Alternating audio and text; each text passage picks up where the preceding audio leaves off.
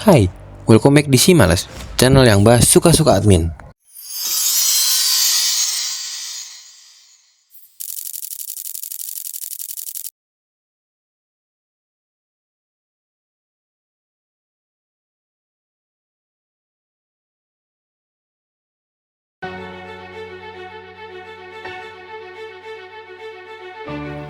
Kalau mendengar kata Freemason, apa yang langsung muncul di kepala kalian? Illuminati, konspirasi elit global, atau ritual rahasia di ruangan gelap? Banyak orang mengira kelompok misterius ini cuma ada di film-film Hollywood atau negara-negara barat. Tapi tahu nggak, kalau gerakan ini ternyata punya sejarah yang sangat panjang, sangat kuat, dan bahkan pernah mengakar di Indonesia.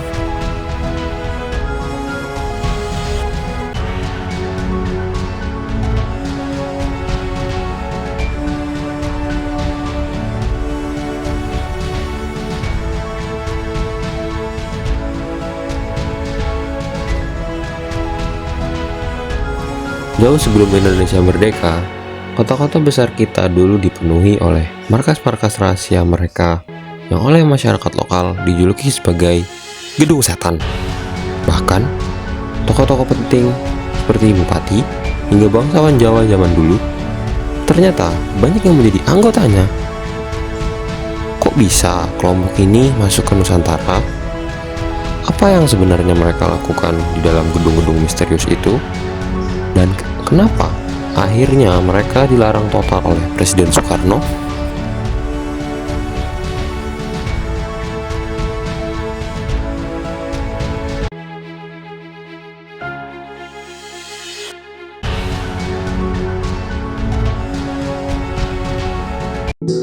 Kita putar waktu kembali ke abad 18, tepatnya sekitar tahun 1762. Di Indonesia, kelompok ini lebih dikenal dengan nama Belandanya Freemasonry, atau dalam bahasa Indonesianya disebut Tarekat Mason Bebas.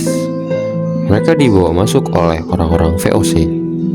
Anggota pertamanya adalah seorang nahkoda kapal bernama Jacobus Cornelis Matthias Radermacher.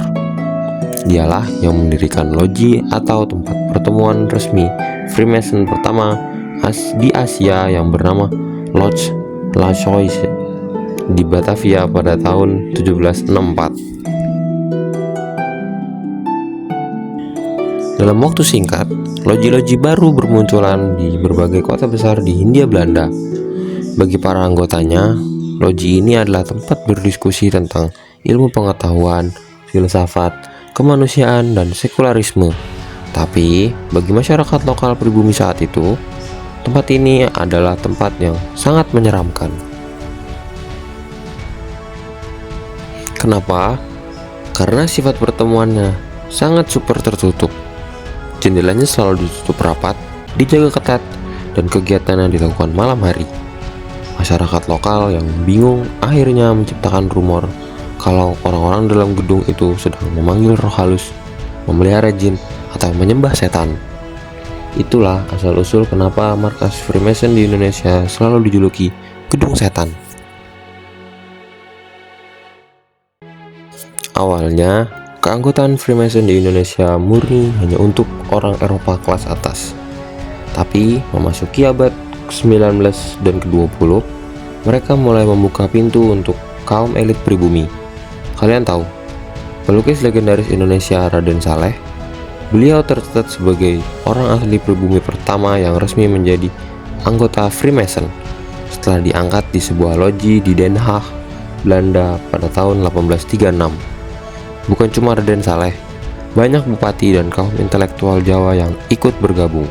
Bahkan, organisasi pergerakan nasional pertama kita, Budi Utomo, memiliki hubungan yang sangat erat dengan Tarekat Mason Bebas ini. Banyak tokoh pendiri Budi Utomo yang juga merupakan anggota loji.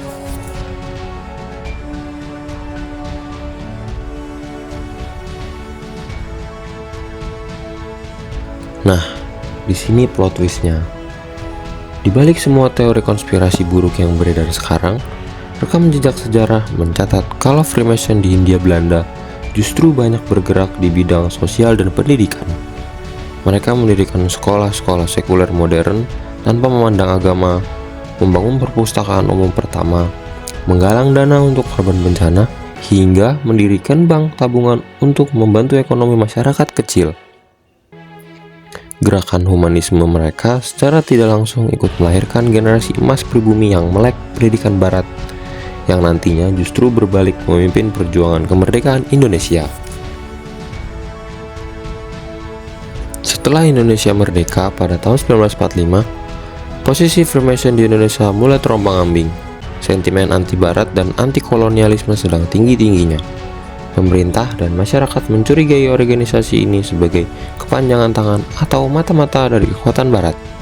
Puncaknya terjadi pada dekade 1960-an di bawah pemerintahan Presiden Soekarno.